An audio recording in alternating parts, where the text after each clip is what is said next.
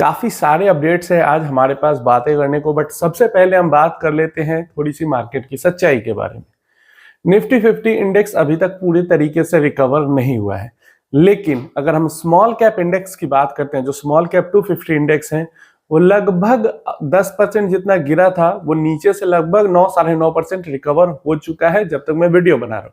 कल को फिर गिर जाता है या आज शाम होते होते फिर गिर जाता है, वो अलग चीज है, लेकिन ऑलमोस्ट 200-400 पॉइंट ही बचे हैं, नहीं तो रिकवरी पूरी हो चुकी है स्मॉल कैप इंडेक्स में। वहीं स्मॉल कैप फंड्स की भी बात करते हैं तो लगभग स्मॉल कैप फंड्स जितना गिरे थे उतना वो पूरी तरीके से रिकवर हो चुके हैं। कुछ स्मॉल कैप फंड्स 1% नीचे हैं, कुछ स्मॉल कैप फंड 1% ऊपर है, लेकिन ऑलमोस्ट रिकवरी हो चुकी है। अब यहाँ पे क्या चीज समझने और सीखने को मिलती है, जब मार्केट गिर रहा था तो लोगों ने इन्वेस्टमेंट नहीं किया, लोगों ने अपनी एसआईपी बंद कर दी। लोग 18,000, 15,000, 20,000 पता नहीं कहां कहां लोगों को लग रहा था कि 10,000 के लेवल पे वापस से मार्केट जाएगी। क्लियर है? मैं ये नहीं कह रहा कि कल को मार्केट गिर नहीं सकती। मेरा कहने का मतलब ये है कि मार्केट का गिरना या चढ़ना हमारे कंट्रोल में नहीं है।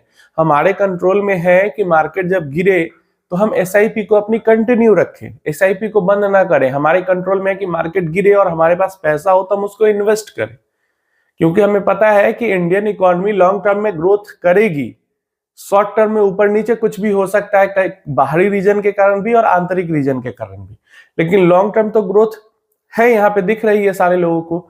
तो ऐसे में गिरावट के टाइम पे जब इन्वेस्टमेंट करना चाहिए तो लोग इन्वेस्टमेंट बंद कर देते हैं। अभी देखो, नॉर्मल सा कुछ नहीं करना था यहाँ पे, बार बार इवन मार्केट 10% जब गिरा हुआ था, small cap index, large cap index, mid cap index सब 10% तक गिरे हैं।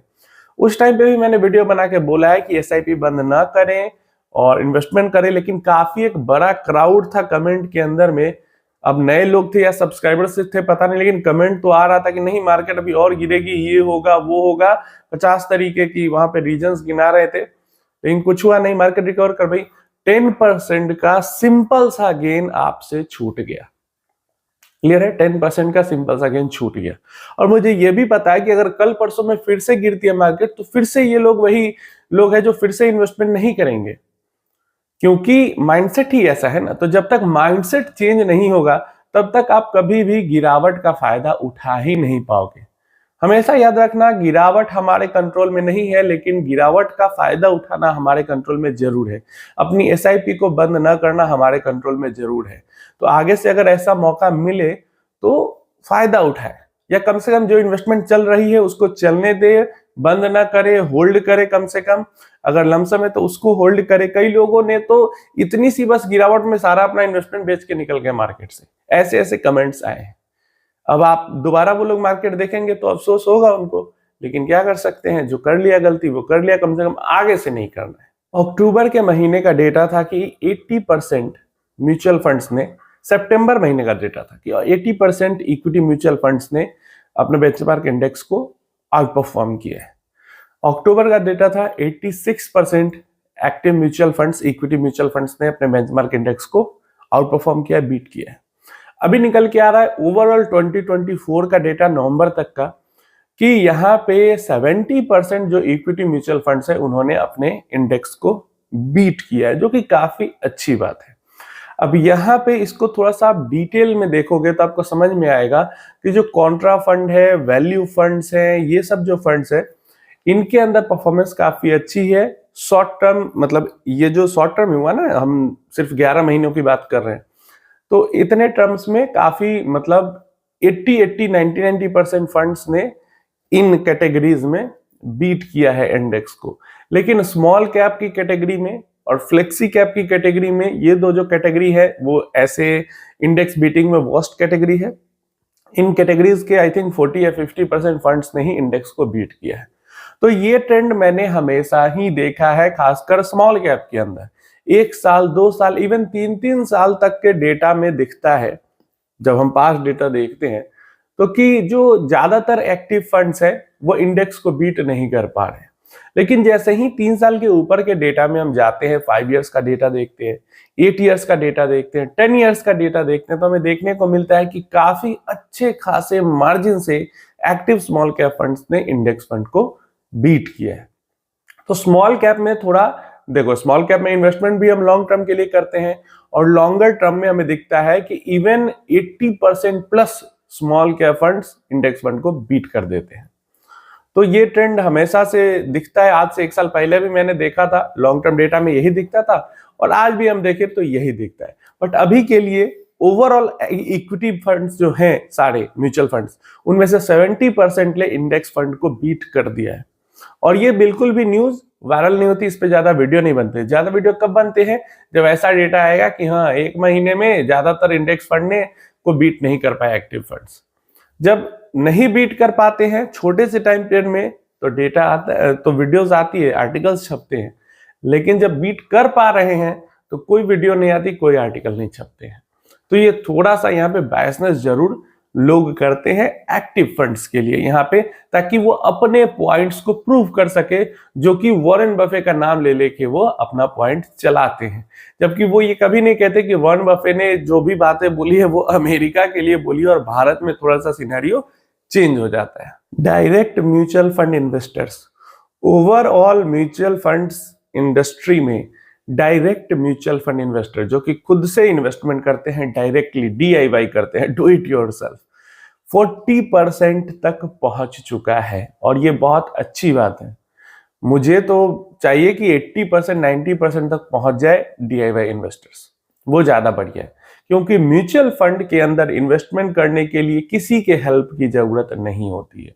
आप खुद से अगर दिन का मतलब आधा घंटा छोड़ो 15-20 मिनट भी डेली देके थोड़ा सा सीख लेते हैं तो 20-25 साल के टाइम पीरियड में, मतलब 20-25 साल तक डेली 10-15 मिनट नहीं सीखना है, 1-2 महीने तक भी 10-15 मिनट सीख लेते हैं तो 20-25 साल के टाइम पीरियड में करोड़ों रुपए बचा सकते हैं। लोगों को जो 1-1.5% का एक्स्ट्रा लगता है कि बस 1-1.5% तो लग रहा है अगर हम रेगुलर प्लान में इन्वेस्ट कर रहे हैं, लेकिन वो 1-1.5% 20-25 साल में जो टारगेट होता है उन लोगों का, उतने में करोड़ों रुपए का अंतर कॉर्पस पे डाल देता है। ये लोगों को नहीं समझ में आता है। जिस दिन ये समझ में नहीं आएगा, जिस दिन तक ये समझ में नहीं आएगा तब तक ऐसा ही हाल रहेगा। जिस दिन ये समझ में आ जाएगा, जो डायरेक्ट इन्वेस्टर्स हैं उनका जो नंबर है वो सूट अप कर जाएगा। जो रेगुलर प्लान वाले हैं वो इस चीज को बताते भी नहीं है कि कितना नुकसान होता है रेगुलर प्लान में अगर इन्वेस्ट करते हैं डायरेक्ट प्लान की बजाय, तो ये भी दिक्कत है। दूसरा, वो कहते हैं कि हम आपको 1% ज्यादा रिटर्न ला कर दे देंगे। एक्चुअल में ऐसा कुछ नहीं होता है। 1% 2% वो कहेंगे कि हम ज्यादा रिटर्न ला के दे देंगे, लेकिन ऐसा कुछ नहीं होता है। अगर खुद से इन्वेस्ट किया जाए और अपना गोल जो है उसको समझ के उसके अकॉर्डिंग सही कैटेगरी के अंदर इन्वेस्ट किया जाए, वॉलेटिलिटी से डरे बिना, तो किसी डिस्ट्रीब्यूटर की कभी आपको जरूरत नहीं होगी। एक्चुअल में जो डिस्ट्रीब्यूटर होते हैं उनको उतनी ज्यादा नॉलेज होती भी नहीं है, ज्यादातर, मतलब सबको नहीं होती ऐसा नहीं कह रहा, लेकिन ज्यादातर डिस्ट्रीब्यूटर को उतनी ज्यादा नॉलेज होती भी नहीं है। बस रटी रटाई कुछ चीजें उनको पता होती है और उसके अकॉर्डिंग वो काम करते रहते हैं। एक्चुअल आप देखना किसी ज्यादातर डिस्ट्रीब्यूटर की जो आप बातें समझोगे और थोड़ी सी भी आपको नॉलेज है म्यूचुअल फंड की, आपको समझ में आ जाएगा कि इस बेसिक ही नहीं पता है इन लोगों को म्यूचुअल फंड के बारे में, बट फिर भी अच्छा खासा पैसा बना रहे हैं। तो ये चीज है, इन चीजों को आपको समझना चाहिए। और गुड न्यूज है कि 40% तक राइज कर चुका है डायरेक्ट इन्वेस्टर का जो परसेंटेज है म्यूचुअल फंड्स के अंदर में। जल्दी ही 60 जाए, 80 जाए, जितना जल्दी ऊपर जाए उतना ज्यादा बढ़िया है।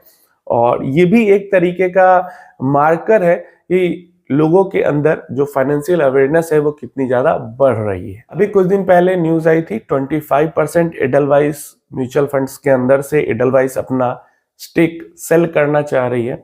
अभी न्यूज आई है कि RBI की तरफ से मंजूरी मिल चुकी है कैनरा बैंक को अपनी जो म्यूचुअल फंड बिजनेस है वो और अपना जो लाइफ इंश्योरेंस बिजनेस है वो, इन दोनों में से वो अपने स्टेक घटाएगी। और कैसे घटाएगी? IPO के थ्रू घटाएगी। तो जल्दी ही हमें मार्केट के अंदर में कैनरा रोबेको म्यूचुअल फंड का और कैनरा का जो इंश्योरेंस बिजनेस है उसका IPO मार्केट में देखने को मिले। कैनरा रोबेको म्यूचुअल फंड के अंदर से जो कैनरा बैंक है वो 13% तक स्टेक अपना रिड्यूस करेगी। देखो कैनरा रोबेको जो म्यूचुअल फंड्स है वो कैनरा बैंक एंड रोबेको के बीच का एक ज्वाइंट वेंचर है। लेकिन क्योंकि रोबेको को 2007 में ऑरिक्स कॉर्पोरेशन ने, जापान की ऑरिक्स कॉर्पोरेशन ने खरीद लिया, तो नाम तो है कैनरा रोबेको, लेकिन अब जो ये ज्वाइंट वेंचर हो गया है वो Canara bank and Orix corporation के बीच में हो चुका है, लेकिन नाम अभी भी कैनरा रोबेको ही है। तो ऐसे में यहाँ पे 51% मेजोरिटी जो स्टेक है वो कैनरा बैंक का ही है, और इसलिए कैनरा बैंक कुछ गवर्नमेंट का रूल रेगुलेशन आया है जिस कारण से, और इस जो रेगुलेशन आया उसको लेकर ये भी जो गवर्नमेंट वाली कंपनीज है 2029 तक स्टेक कम करने हैं इनको। इस कारण से जो कैनरा बैंक है वो इन दोनों बिजनेस में अपना स्टेक घटा रही है ताकि गवर्नमेंट के रूल के साथ कंप्लाई कर सके। तो ये सारी अपडेट्स थी आज की।